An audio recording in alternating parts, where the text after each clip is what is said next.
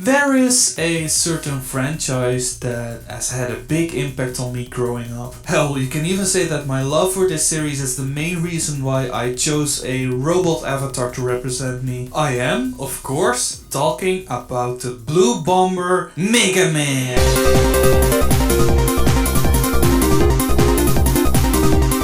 My history with this series goes back to the year 2002. I used to have this babysitter who owned like a large library of NES games, including all the classics like Mario and Zelda, and this is where I got to play Mega Man 2 for the first time. Now, most of us know that the music is a major selling point of the Mega Man series, and for good reason. Even back then, when I was just a newly built, I just knew that the soundtrack was something special. But why are you covering the 8th installment though, and not the second one? Isn't the 8th one the one with the terrible voice acting? Oh hey Polly. Everyone, this is Polygon, my assistant. Hey, that's how you introduce me? As just your assistant? I do all of your vocals, remember? Yes, you're my assistant who likes to sing from time to time. Don't be a dick. Oh come on, I'm just teasing you. Anyway, the reason why I'm covering the 8th one is because it's just so different from the other ones. That's just because it's on a different console, right? Well, yeah, that could be the case. I mean, we're talking about going from 3 channels of primitive waveforms and a noise channel on the NES to 8 channels of sampled audio on the SNES, and then from 8 to 24 channels with MIDI sequencing for this one. But actually I think that the main reason why this one sounds so different is because of the styles of music that were prevalent at the time. In my opinion, Mega Man 8's OST is like the perfect blend of the typical Mega Man style and the styles of music that were popular around the 1990s. Oh, I know this one. You mean Jungle, right? The soundtrack certainly takes a lot of inspiration from jungle music, which you can hear in the drum programming, but there are also many influences from classic techno and house music, you know, with pumping 909 kicks, funky bass lines and jazzy chords. I could go on and on about this, but I don't want this video to drag on, so let's get right into it, starting with... After the Capcom opening jingle, the game starts off with an FMV cutscene. In the Japanese one, you get to hear this really catchy J-pop song called Electric Communication by Ganesha. Oh, I love that song. I must admit that I am a little bit of a weeb and I love J-pop, especially from the 90s. I used to listen to this song a lot back in the day. One day while commuting by train, I accidentally removed my earbuds. Those bastards must have got caught on something, and everyone was able to hear what I was listening to. It was just so embarrassing I could die. Oh, cheer up, it's a good song, and I'm pretty sure no one on the train cared anyway. Yeah, you're probably right. Anyway, even though I love J-pop, I must admit that the international instrumental opening theme probably fits the game better as a whole. It's just a lot more in line with the rest of the soundtrack in terms of instrumentation and style. What I particularly love about this track is the selection of instruments as well as the way the track was mixed. I'm mostly referring to those sweet pad sounds that just sound so otherworldly.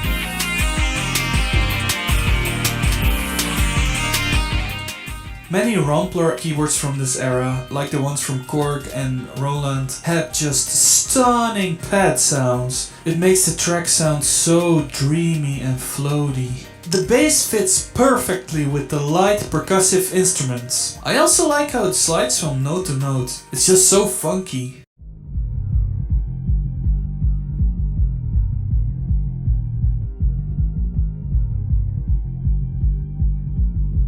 The lead melody is played using some kind of simulated guitar lead sound.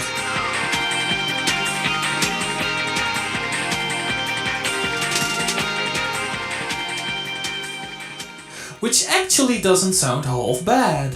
Realistic? No, but it's not ear-grating like some simulated guitar sounds. There is also a really nice jazzy piano part that just fits so well.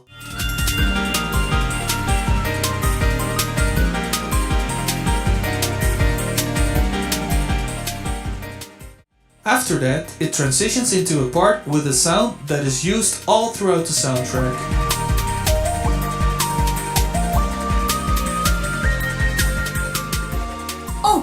Oh, there was this show on Nickelodeon that I love to watch. about a teenage robot girl. I swear I could have heard them use the exact same sound. You know, that could very well be, but it's nothing special, it's just a simple sine wave with some portamento. I mean, I personally love using this sound. It just cuts through everything because it's so pure and simple. I think the reasoning behind using such a sound might have been because it evokes some kind of futuristic feeling. But if you add some vibrato, it sounds like a theremin, which is the typical sci-fi and horror B-movie sound.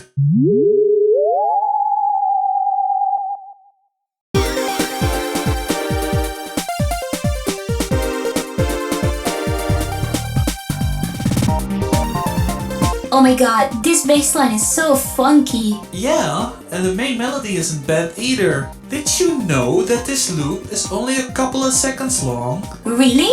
I could listen to this for a whole 5 minutes without getting bored. Wow, what an accomplishment. Anyway, the big jumps at the start of the melody immediately catch the attention.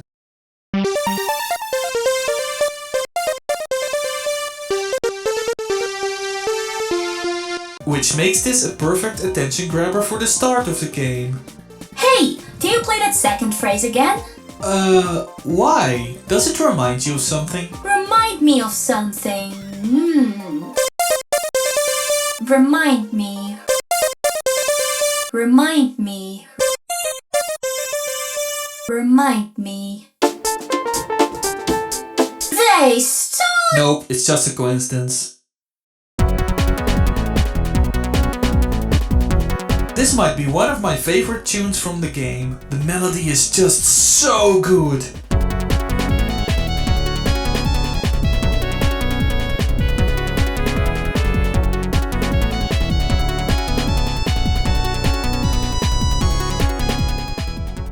It doesn't start at the first beat, which is quite interesting. This one also starts with an upward motion, immediately catching the attention of the listener. I found that this trick always works when composing melodies.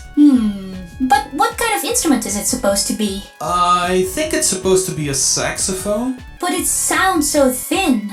Wouldn't it be cool if they hired a sax player or something? Yeah, I don't think they had the resources for that. Anyway, what I find fascinating is that this loop is just under 50 seconds. You don't really notice it when you're playing the level. Well, maybe it's just because you're too focused on playing the game. Yeah, that could be the case, but I also think that having a good arrangement helps. The track can essentially be divided into 3 parts: the intro,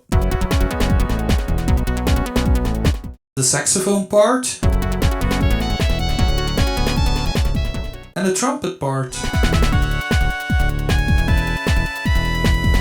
Wait, that's supposed to be a trumpet? Yeah, but to be fair, it sounds a lot more convincing than the saxophone sound they used. Anyway, the intro part doesn't have much happening in terms of chord progressions and melodies. It's just there to ease you into the track. But then, when the saxophone part hits, the chord progression kicks in and our little musical journey starts. The melody is structured in a fairly simple way. That upward motion I mentioned earlier is used as the main motive. The second and fourth iterations introduce variations to avoid it from getting too repetitive. The loop ends with the trumpet part acting as the bridge between the second part and the intro. Overall, it's a very short but sweet sounding loop that doesn't get boring. Mixing wise, I really like how the chords widen the overall stereo image. Even though there's a lot happening, it feels like all the elements are in the right place. Now, there's one thing I forgot to mention, and that's the little arpeggiated synth line that plays throughout the track. There's a subtle technique composers use to subconsciously ease you into the next piece of music. I never really noticed this, to be honest, but the arpeggiated synth line carries over into the stage select theme. Oh yeah, this one sounds pretty chill and futuristic. Yeah, you're right. It definitely sounds less hyped than the previous entries, but it provides a nice break from all the action. You know, it may seem a little bit out there, but that sine wave melody with the delay effect, right? It always brings to mind this image of our hero transmitting a signal around the world. It just fits the picture perfectly if you ask me. Oh, kinda like how we're transmitting our show all over the web. Yep. By the way, Speaking of chill sounding tracks, the next track I wanted to mention is Frostman's theme. Nice segue. Shut up. I'm Frostman.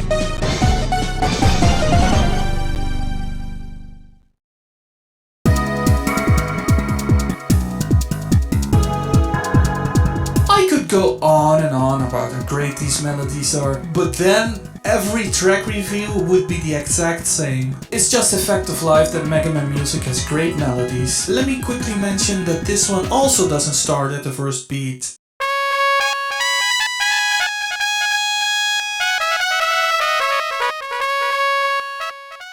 It gives the effect of the melody having to catch up with the rest of the music, which gives the music overall a bit of a boost in energy. The overall structure of the loop is similar to that of the intro stage, with an intro,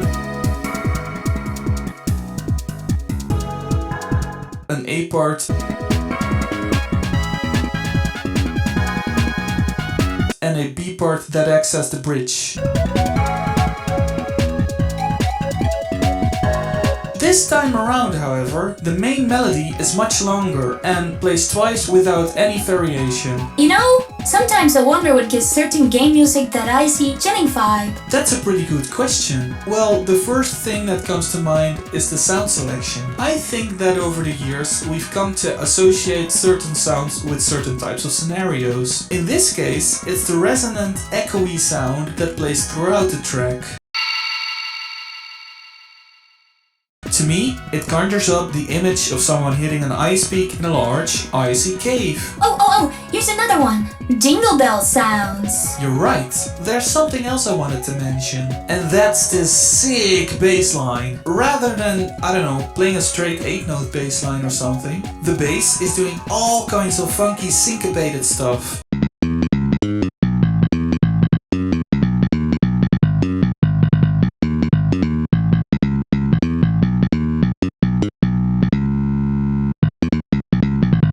Without it, the track would have sounded a lot less interesting.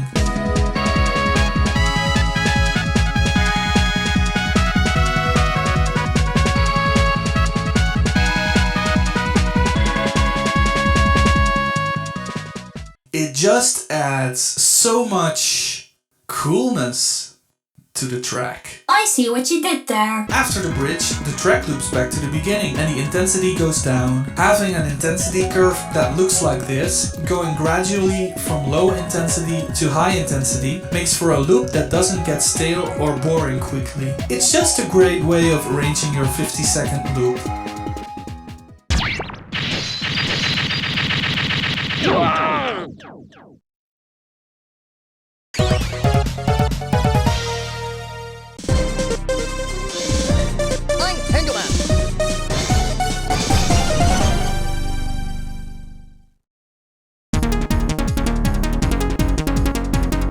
I was just checking out the soundtrack the other day. Did you know there's 2 versions of Tenguman's theme? That's right. I'm under the impression that most people prefer the Saturn version. It's just a lot more epic.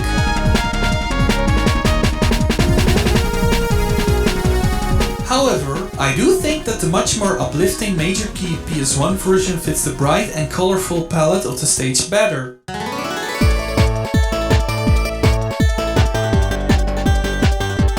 I don't know if I agree with you on this one. I mean, the bell sounds in the Airy Choir of the Saturn version fit the stage design nicely, in my opinion.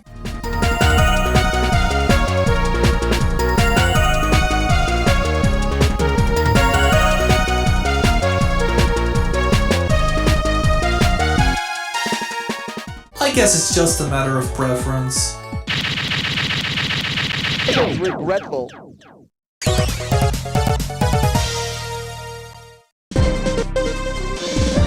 I'm Grenade Man!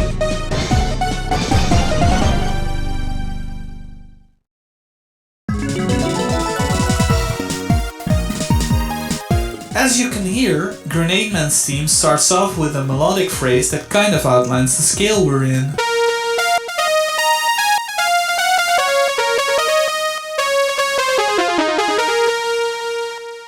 This track is full of beautiful melodic phrases that don't seem to be using any repeating motives. The melody just goes off on a journey and keeps developing and changing until it returns back to the beginning of the loop.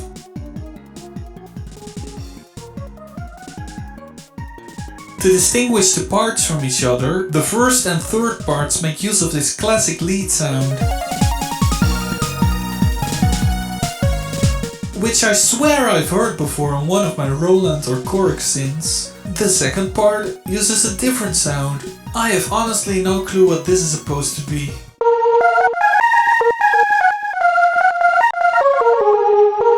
To me, it kinda sounds like a pad sound being played like a lead instrument. Yeah, you could be right about that. Anyway, I think that using different instruments makes it sound more structured. You know, I think this one might also be one of my favorites. Yeah, it's a pretty good one. That's so good!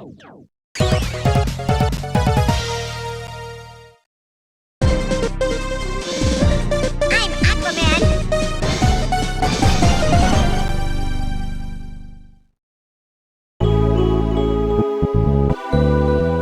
Ooh, this is so smooth. I feel my circuits unwinding. We should probably change the room to something more fitting. That's better. This one is a lot slower, going for more of a chilled out, housey vibe. It's also a little bit longer and contains some very smooth, jazzy melodies. I have a question. What do you mean by jazzy? Oh, you know, melodies that are a bit more loose. Not being played on the grid all the time, making use of grace notes, sometimes even playing outside of the key scale. Speaking of jazzy, those chords are just so nice. They're even making use of a diminished chord as a transition.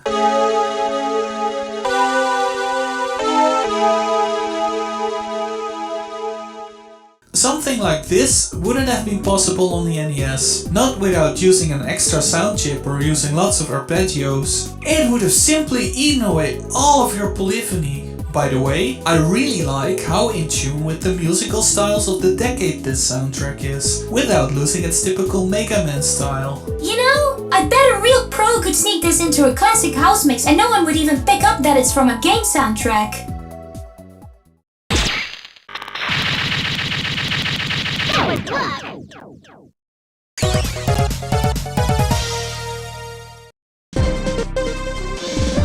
I'm Astro.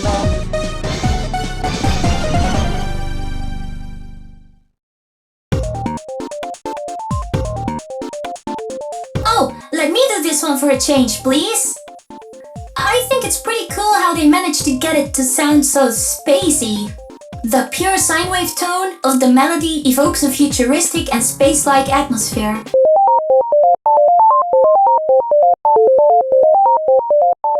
I think it's because we've come to associate such sounds with technology, electronics, and otherworldliness. Further on, there's this staccato chord section, another typical house trope.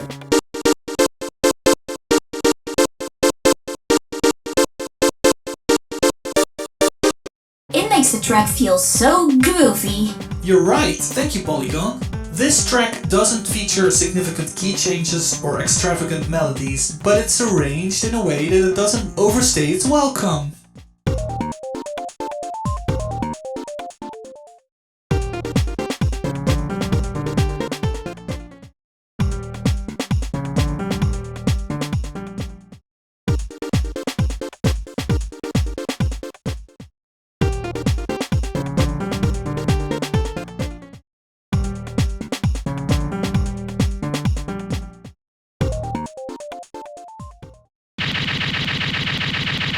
Great!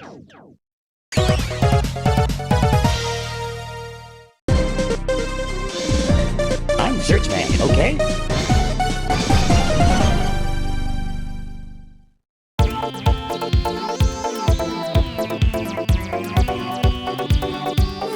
You know what? That kinda reminds me of underground resistance. Yeah, you're right. Wait a minute. How do you know about them? Oh, you know me. I know my music history. You probably read that somewhere. I did. Someone left a comment. Yeah, I thought so. Anyway, this track starts off quite brilliantly. There is no obvious root key. It's as if the track keeps searching Nice one. for a key to settle on.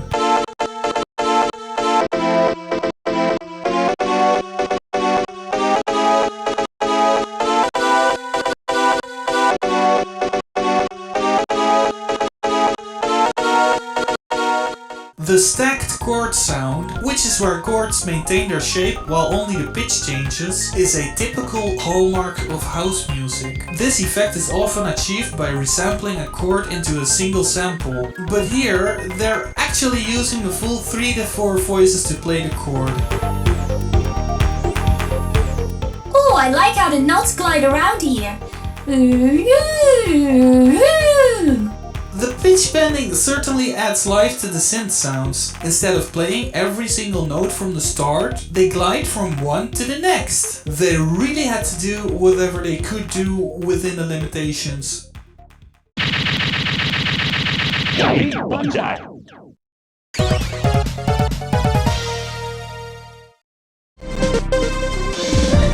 I'm Swordsman.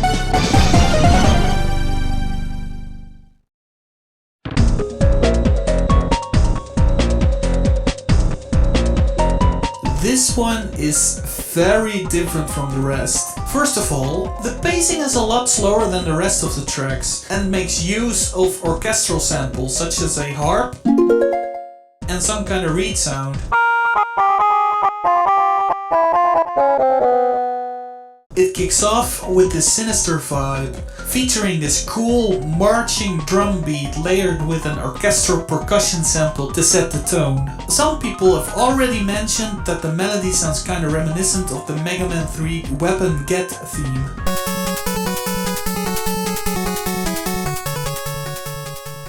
After a mysterious introduction, there's this transitional section where the harp plays its notes in an upward chromatic motion.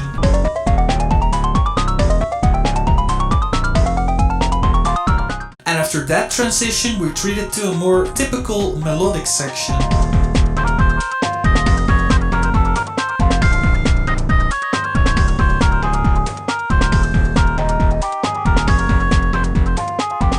It doesn't end in a very satisfying way, but it makes a lot of sense in the context of this stage. While it's not much of a banger, it still fits the stage very well. Nice shot.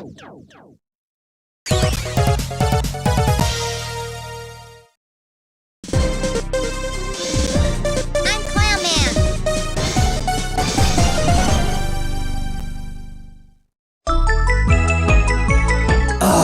I can't stand this music. It's so childlike and playful sounding. Yeah, it fits the character and the stage, but it's not my personal favorite. I guess I'm not really into overly happy and joyful music all that much. Oh, come on, it's not that bad. That melody is pretty darn catchy if you ask me. I mean, I've heard way worse circus music, you know? Plus, it's a nice break from all those serious sounding tracks. Keeps things interesting. Yeah, whatever. Next one, please. See you in my dreams.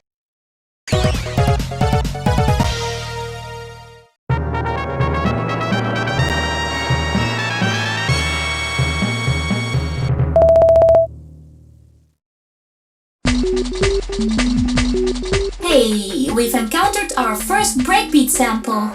Yep, instead of using individual hits, this track only makes use of a short breakbeat sample and a 909 kick. That's all of it? Yeah, What? But then, how did they manage to make it sound so complex? by employing various different techniques, such as playing the sample back at different speeds and restarting the sample at different moments in time.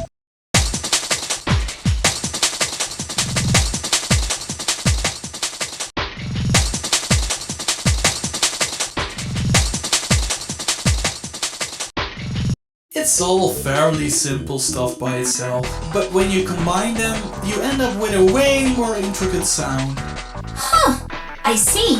It's a pretty nifty track and it really fits the action on screen. The bassline is not as cool as the earlier tracks I've mentioned, but it works. On the other hand, a busy bassline might have clashed too much with the drums. Yeah, and I think the subdued background melody helps a lot in selling the idea that you're somewhere you probably shouldn't be.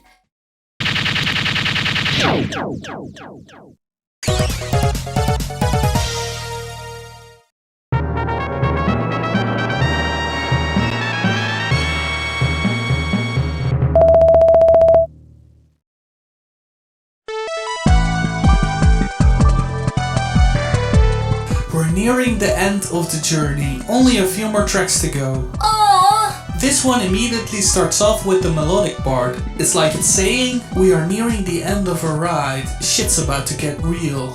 I mean, listen to what it would have sounded like if it took a couple of bars before the melody kicked in.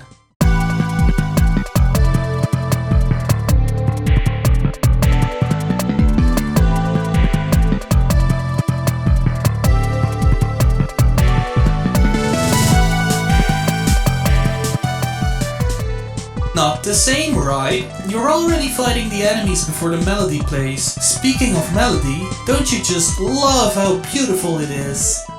Oh, it's very pretty. I really like what the melody does over here. That's a thing jazz musicians do sometimes, where they step outside of a scale for a second to add tension. There is also an interesting part halfway throughout the track where the main flute melody starts playing triplets. It goes off in a completely different direction. At the end, there's this little sine wave arpeggio thingy that seems to go all over the place before going back to the beginning of the loop. It's like the composer was trying to veer off from the main part as much as they could, just to keep the main melody fresh and exciting each time it comes around. It's quite brilliant if you ask me.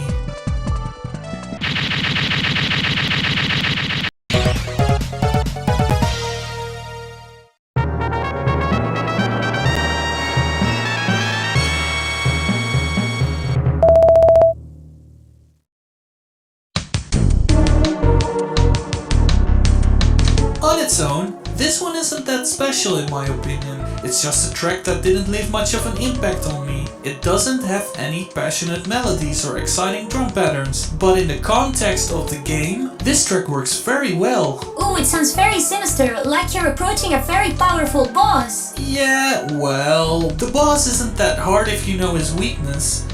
I beat him in one try. Oh, okay then, you must be very good. Yeah, I'm a pretty good gamer.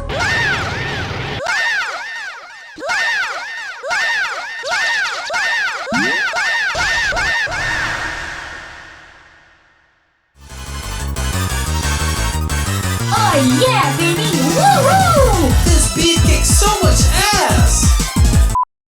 Okay, so the drums are programmed like a pretty basic D&B pattern, but that doesn't really matter because it just works so well in this scenario. I'd say that the beat makes about 60% of this track. It just wouldn't be the same without it.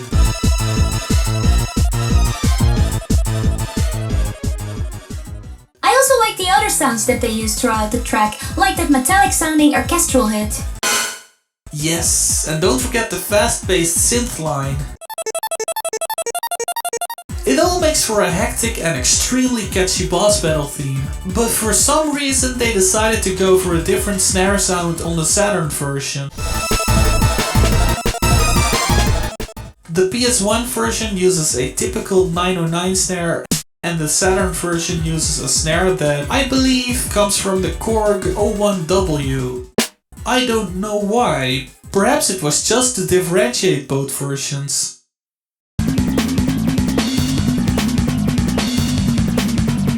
Bass's theme makes a comeback, this time in typical Mega Man 8 fashion, with more layers and a funky drum and bass beat.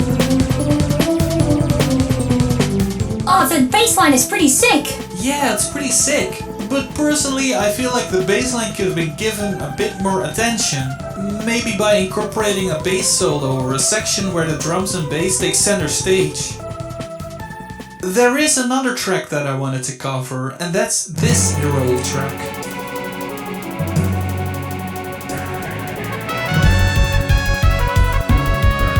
It's starts off with this epic war percussion and string sound. Then the trumpet kicks in. The entire thing lasts for only a couple of seconds before it loops back around. But man, does it leave an impact.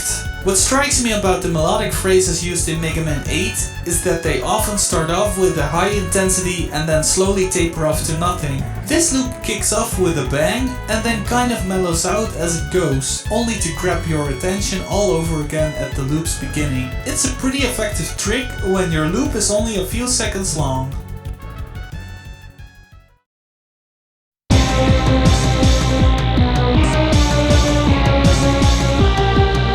The first Wily fight has this pumping techno beat layered with distorted guitars. It doesn't have much melodic content. There is this string part at the beginning to set the mood, but then it diverges into techno mayhem. It's a pretty badass track if you ask me, and perfectly fits the context of the battle. It just makes me wanna dance again! No, we're done dancing for now. Aww.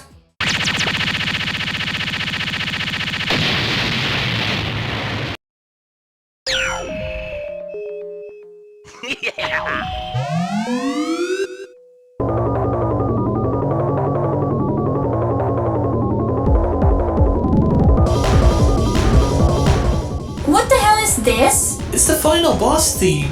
Why does it sound so muddy? Yeah, I don't know about this one either. It's certainly not my favorite. It sounds a bit too messy for my taste. But I'll say this, sometimes a track might not sound all that impressive on its own, but once you hear it in its intended context, it really comes alive. I see what you mean, but I won't be putting this on my phone. We don't need phones. We're robots! Oh yeah, you're right.